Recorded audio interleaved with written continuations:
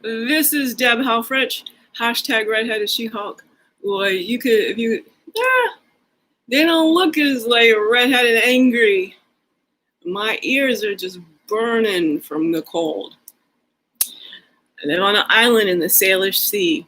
Today's topic, eagles. They cannot get enough of Deb. I don't know what it's like in the rest of the continental US, but over here, I am having a great time with eagles.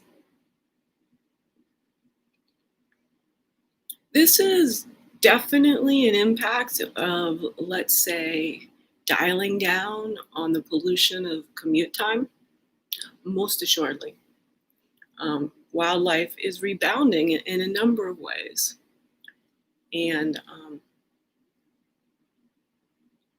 straight on. This is about me. This is about what happened with the eagles. So Zanzi was all smelling everything.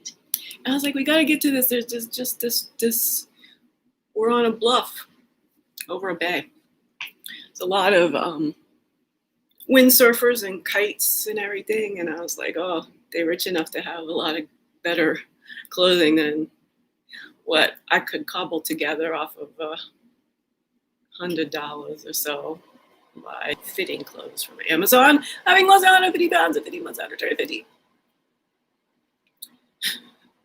I was almost about to do a full, embodied movement. But I'm like, really, like my ears are still just. And this has been on for 2 minutes. I was in. Zanzi got some food. I made some water. I did some this, that. I'm not just straight in.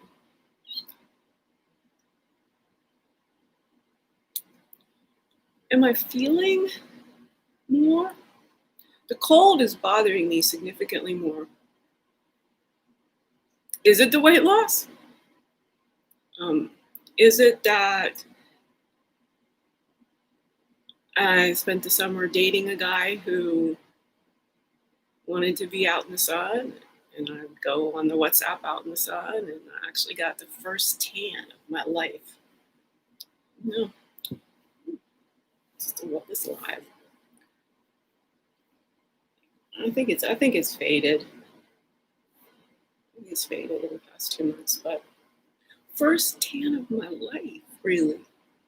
The going out in just enough bursts. Although, honestly, I think there was some other grand metabolic change, by which I mean there was more bandwidth for my body to process tanning, I think, having optimized my endocannabinoid system. So what would have caused a burn in 10 minutes, I was able to now sit around for 15, even 20 minutes sometimes and enjoy it. I was enjoying the feel of the sun on my skin for the very first time in my life. Having been early, like young, I'll tell you how young. I got boils across my shoulder from one of my early family summertime outings by a lake, which had these umbrellas, which were metal. After the fact is like, oh yeah, I was reflecting down on you because I didn't leave out from under the umbrella. I was a softie. I was a sensitive child, and I would say it's not right. But from what I knew at a very young age, which we'll get to in a minute. The age was, I had boils, like not just blisters, like big, like raised boils across my shoulders. So I couldn't wear a shirt. And I was just old enough to know it was uncommon that I couldn't wear a shirt, but I didn't know why. So what was I, 3, 4, 5 tops? I think it was more like 4. So this is me and my son relationship in a nutshell. Stay the fuck out of it forever.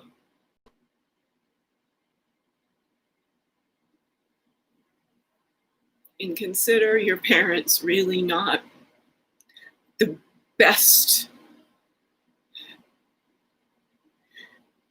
at keeping you healthy.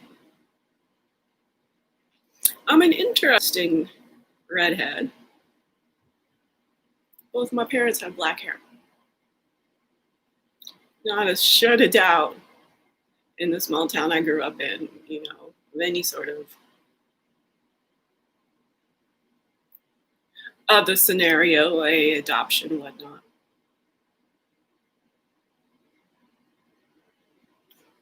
I was told my paternal grandmother had red hair, but every visual I had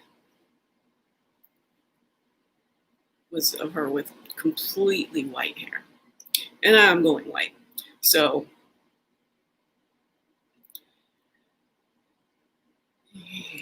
is probably the case, but at the time of the age at which one could have seen her red hair, the photographs were black and white. So,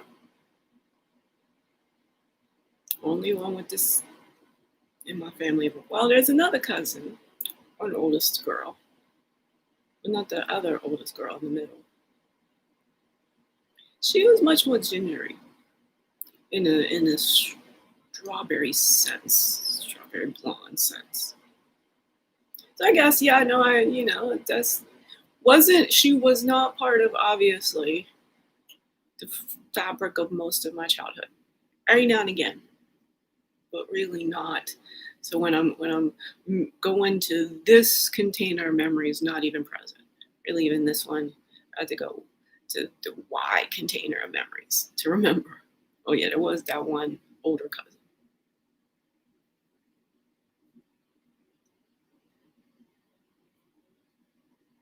Not somebody who ever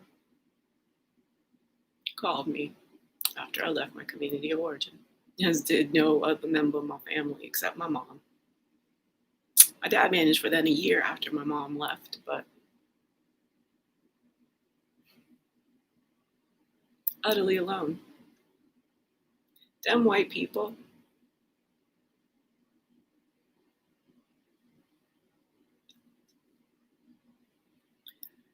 There is a legacy of intergenerational trauma.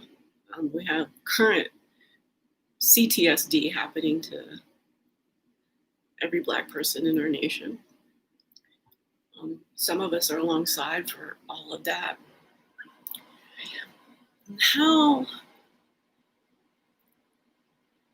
the delusion of white superiority, and it's been around for a long time. Let's not.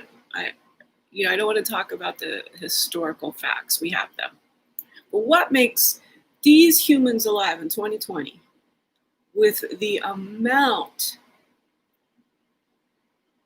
of sheer incredible opportunities they cost? And it is the inability to afford the cost of even basic necessities, let alone seeing that there's a world of like windsurfing with proper equipment. My ear is still really burning. Although not so much my cheeks. That's progress, because it would typically be the rosacea situation. It was sort of basically blushed.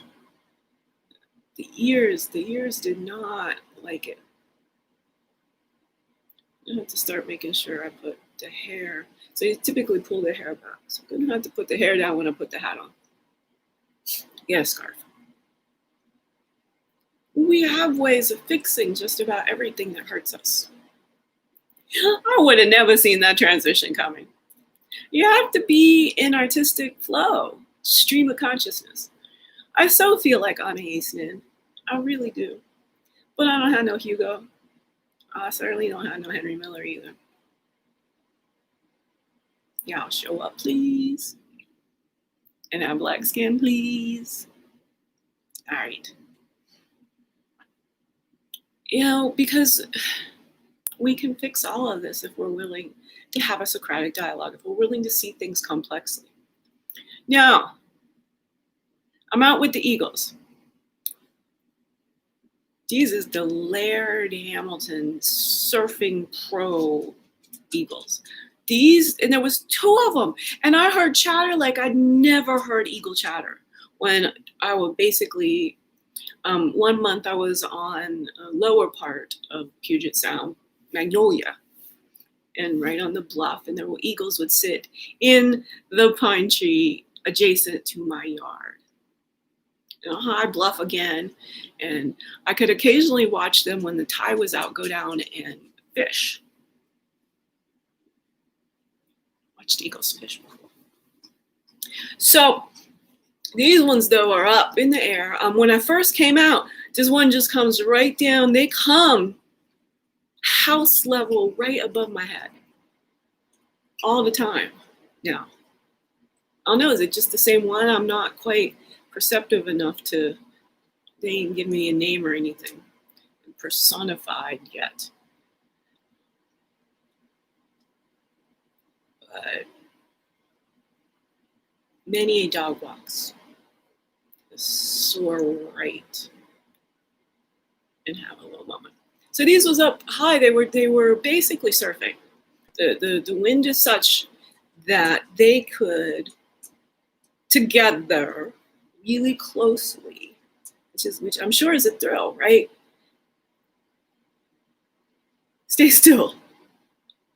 Just literally be still in midair.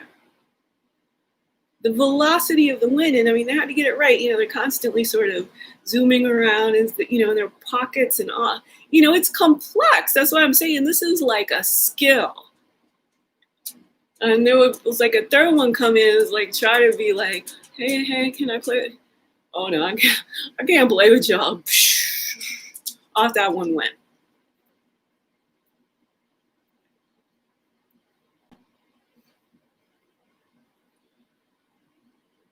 We are really sleeping on the intelligence of earlier species. Because we're like, oh, we want some language. And y'all don't know how to use language. If you're not sticking with me, I'm here to tell you, your verbal acuity and your mental matrixing is not on point. Now I have trouble sometimes saying things like acuity, because I don't have much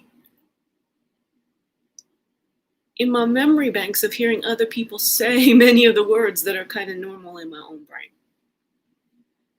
I don't enjoy in the least this bullying about expressing things if a 6th grader can understand them for stuff.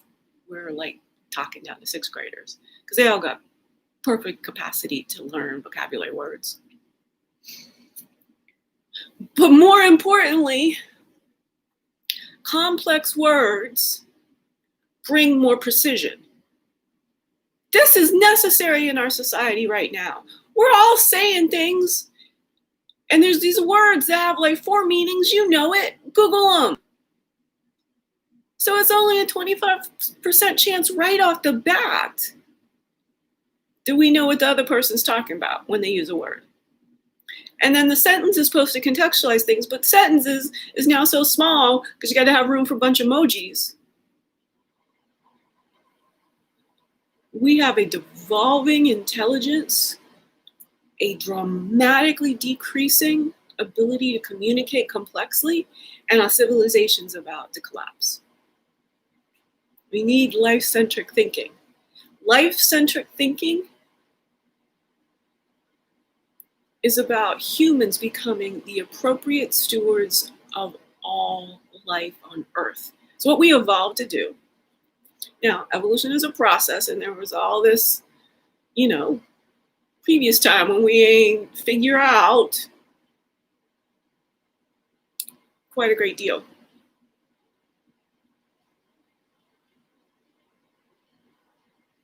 But that doesn't excuse what we're capable of right now. We are capable of uniting as one species, globally, holding in our minds concern for every one of the 7.8 billion humans across every nook and cranny of planet Earth, and consulting all of our mammalian cousins, our birds, our reptiles, our fish, all life, all important, all of it. It is our job as humans. Stop not even being able to see the humanity of all humans. We're really gonna self-extinct. If that's y'all's position and point of view, your kids aren't gonna even get to the age you are. I mean, I'm assuming my audience is 35 to 55.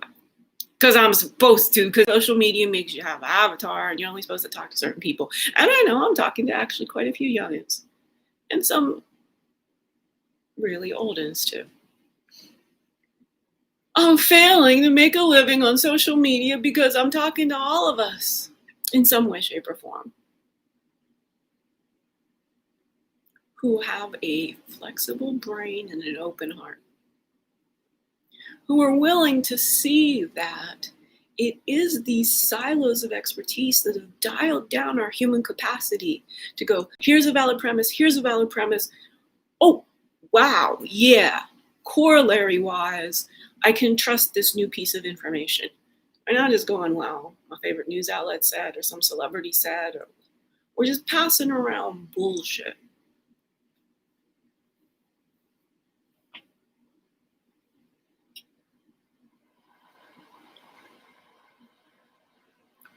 People with money are advertising to question the integrity of the US election, to give a sociopathic, petty tyrant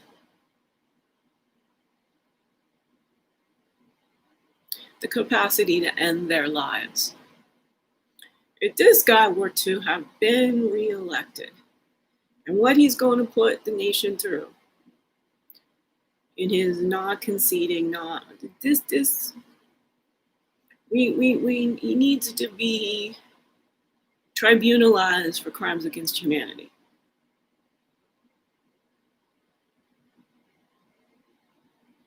This is a contrarian opinion, but I said so did Bush. 45 only got in because the Bush brothers' shenanigans got obscure. We didn't close the loopholes then when they were painfully obvious.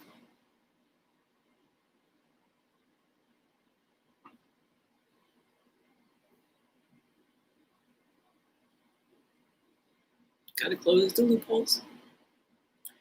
We got to establish complete and utter equity. Got to deal with what industrialization has done to compromise the life-carrying capacity of this planet. We need to stop considering that this country needs to tell the rest of the world how to be when we so clearly don't know how to be ourselves.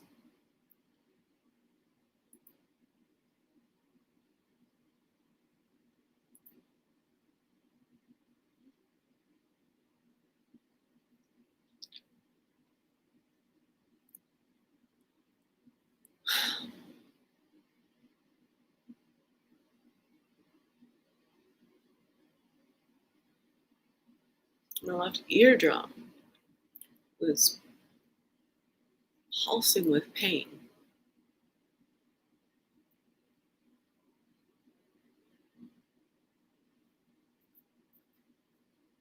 See, how's my posture?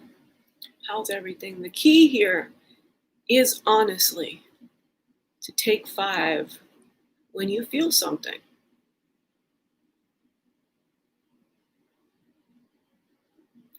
Your most optimal, health-filled future is not ignoring pain until you can't take it anymore. For your boss, to put more revenue in a GL account these concepts are not inherently wrong. I'm not as, I am pretty more anti than you probably can see up front, but I'm not superficially anti. What I'm saying is you must listen to your body first. And then if you've done that all along, then you have the power and the capacity to listen, to do these other things, to participate, to not have this be all that's in your world, because everything else is you need rest or to numb yourself in some way, or to go fight out your anger on people who are different than you in some way. So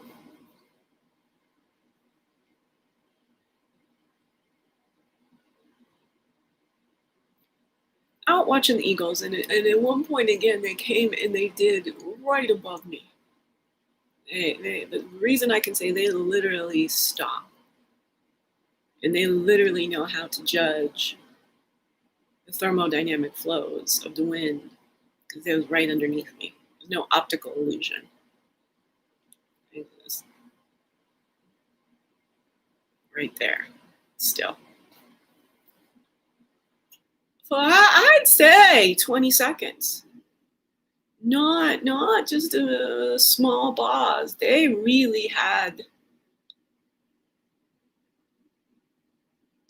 very, very strong embodied intelligence.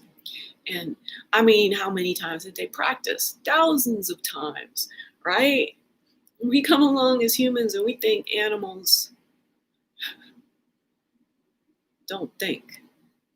Those eagles. Through the pleasure principle. Now I had busted this concept of evolution's about only survival of the fittest earlier. And it comes from, Professor Sapolsky's work at Stanford. I mean, this is something that is indisputable, quite frankly, if you're smart enough to have read Behave. But it's also something that, being a dog owner, dog companion, canine companion, I always never say owner. See, so sometimes I try and think about my audience. Really, I always say canine companion. But being a canine companion for 23 years, almost 24 now, serving them astutely, I'd not be such a pal of the eagle if I hadn't really spent time to get out of so many of the common myths about our dogs. Great memory. But what's important to them? They memorize passages out of books and shit. No. I mean, again, if we think of memory as using language, which we do for the most part, we don't think about our body memory of sensing danger, certain areas, or certain people, their intent, not random superficial qualities. You can sense that. And our dogs have memory for it. It's definitely. They're scavengers. They're really about the food.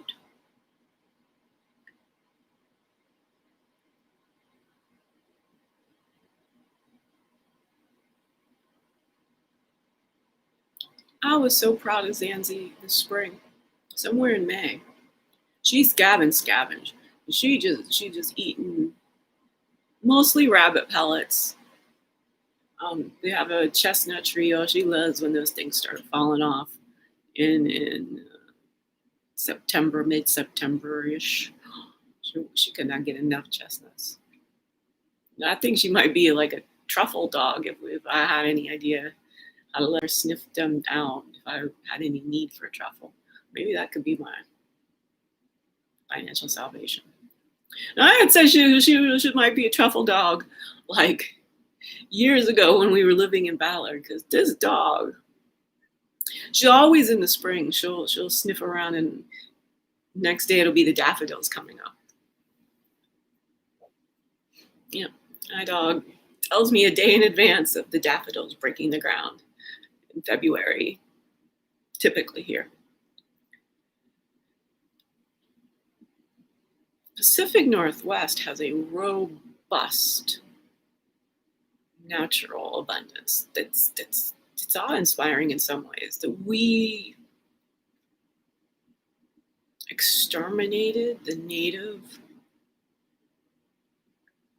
civilizations, not in the least bit copacetic. Really, it's something I can feel in some ways at certain points. And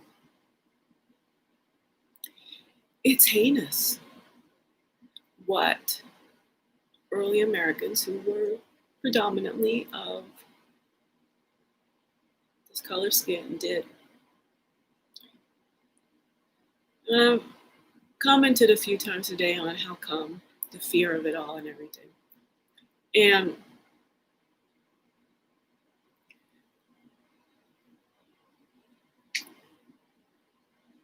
it's bizarre, right? The electricity was out yesterday. We slept for like 18 hours. Slept loosely. I mean, most of the afternoon I was listening to tuning forks. But, you know, when the power goes out, it seems to me the only smart thing is to, especially if you live in a basement without natural light. I mean, you want to crawl under the covers. Don't have any battery-powered lights. I had one, which I consistently have trouble getting, and it's just a little book light. But that would have worked if I wanted to read a little bit. Yeah, so that yawn, definitely, it's perplexing, but it's also, this is day 9 of a fast, and on day 5, I excelled myself, walking 5 miles, not level, up, down, up, in the Pacific Northwest rain. There's no equivalent since I was in college. I don't know how many years ago that was.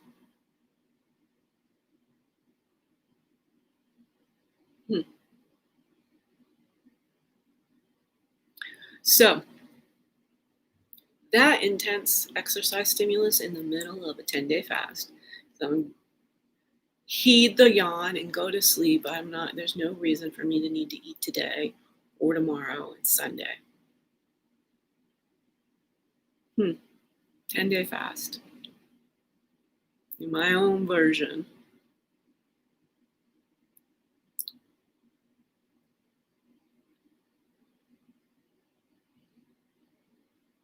Of a marathon. I'm trying to figure out some. I don't want to do the 5K as too pedestrian, but I really am. I am dialing down.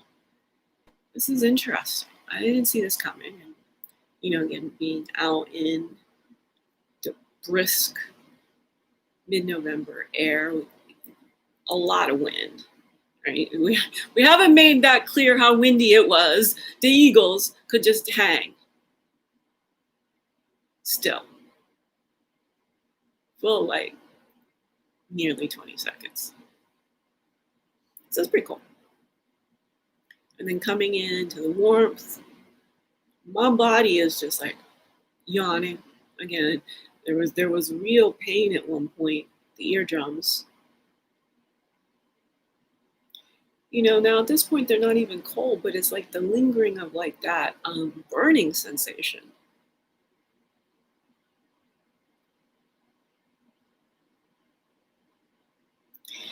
Human bodies have so much truth to us.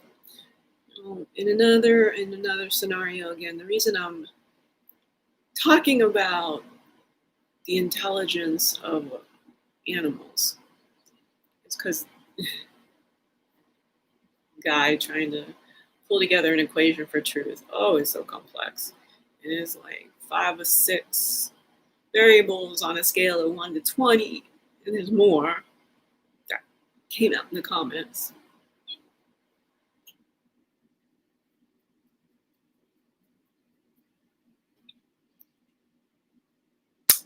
E equals mc squared is truth. Apply it to the human body. Truth is truth is truth. And humans are part of this planet, this solar system. We're made of the same elements, and we operate via the same forces. This has been Deb Helfrich, hashtag redheaded She-Hulk. Often she calls herself the fifth force. Pivot from the fifth element. All right.